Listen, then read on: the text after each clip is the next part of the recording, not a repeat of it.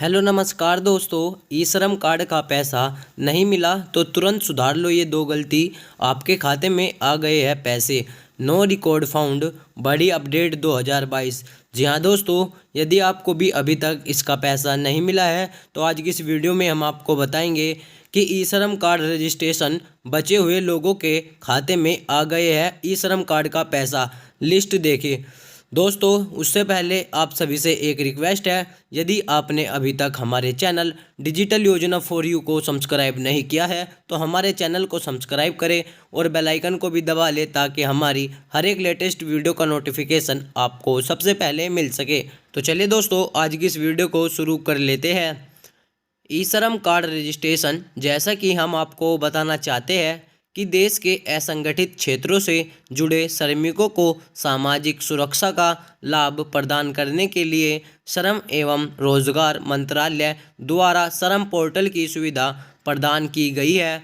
और इस योजना के माध्यम से देश के असंगठित श्रमिक बाकी किसान जिन्होंने अभी तक पोर्टल पर अपना रजिस्ट्रेशन नहीं करवाया है, वह ऑनलाइन रजिस्ट्रेशन की प्रक्रिया को पूरा कर 60 वर्ष की आयु के बाद 3,000 रुपये तक की पेंशन का लाभ भी प्राप्त कर सकेंगे। तथा हम आपको बताना चाहते हैं कि यदि आप भी श्रमिक हैं और ई श्रम कार्ड पर रजिस्ट्रेशन से मिलने वाले लाभ की जानकारी प्राप्त करना चाहते हैं तो आपको हम पूरी जानकारी इस वीडियो के माध्यम से देंगे।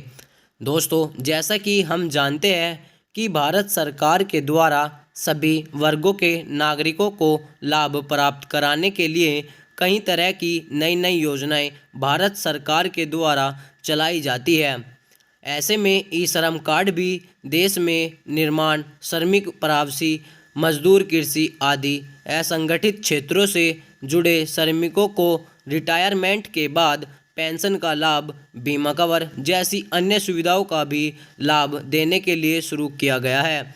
और इस योजना के जरिए ई श्रम पोर्टल पर पंजीकृत श्रमिकों को ई श्रम कार्ड के द्वारा रोजगार के साथ साथ सरकार द्वारा हर 2 महीने की दी जाने वाली 1,000 रुपये की सहायक राशि का लाभ उनके खातों में ट्रांसफ़र किया जाता है।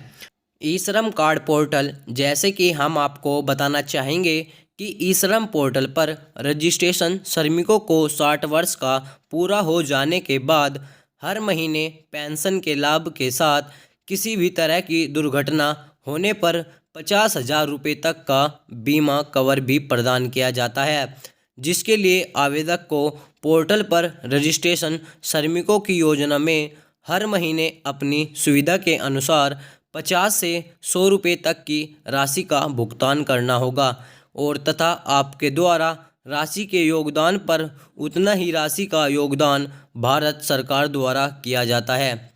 चलिए और अब बात करते हैं ई श्रम कार्ड रजिस्ट्रेशन के लिए पात्रता। ई श्रम कार्ड रजिस्ट्रेशन 2022 एलिजिबिलिटी क्राइटेरिया।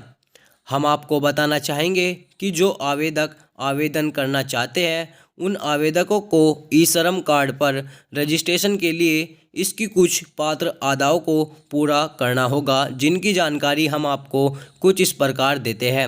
और जो अभी तक पोर्टल पर रजिस्ट्रेशन करवाना चाहते हैं उन आवेदक को नागरिक भारतीय निवासी होना चाहिए। ई श्रम कार्ड के लिए आवेदन करने वाले आवेदक की आयु 16 वर्ष से 59 वर्ष के बीच में होनी चाहिए। और जो आवेदक आवेदन करना चाहते हैं उन आवेदकों को बैंक में खाता होना बहुत ही आवश्यक है। तथा साथ ही आवेदक के पास एक बैग मोबाइल नंबर होना चाहिए और उस नंबर को आधार कार्ड से लिंक होना चाहिए। चलिए दोस्तों, और अब बात करते हैं कि ई श्रम कार्ड रजिस्ट्रेशन के लिए आवश्यक दस्तावेज, डॉक्यूमेंट्स रिक्वायर्ड फॉर ई श्रम कार्ड रजिस्ट्रेशन। दोस्तों, इसके लिए आपको Aadhaar card, PAN card, passport size photo, mobile number और अपने बैंक खाते का विवरण आवश्यक है। ई श्रम कार्ड रजिस्ट्रेशन के फ़ायदे। ई श्रम कार्ड रजिस्ट्रेशन 2022 बेनिफिट्स। बात करते हैं कि इसके क्या क्या लाभ हैं। ई श्रम कार्ड ऑनलाइन रजिस्ट्रेशन कराने के महत्वपूर्ण फ़ायदे हैं, जिसके बारे में हम आपको आगे बताते हैं। भारत सरकार की महत्वपूर्ण कल्याणकारी योजनाओं का लाभ मिलेगा तथा जिन उम्मीदवारों के पास ई श्रम कार्ड होगा उनको 2 लाख रुपए तक का दुर्घटना बीमा भारत सरकार के द्वारा दिया जाएगा तथा केंद्र सरकार की ओर से श्रमिकों के लिए लाई जाने वाली किसी भी सुविधा का सीधा लाभ प्राप्त होगा तथा इस योजना के तहत भविष्य में पेंशन की सुविधा मिल सकती है और इस योजना के माध्यम से स्वास्थ्य इलाज में आर्थिक सहायता मिलेगी तथा गर्भवती महिलाओं को अपने बच्चों के भरण पोषण के लिए भी उचित सुविधा प्रदान की जाएगी और इस योजना के माध्यम से मकान निर्माण में सहायता के तौर पर धनराशि प्रदान की जाएगी और इस योजना के माध्यम से बच्चों की पढ़ाई में आर्थिक सहायता भी प्रदान की जाएगी। केंद्रीय एवं राज्य सरकार की सभी सरकारी योजना का सीधा लाभ प्राप्त हो सकेगा।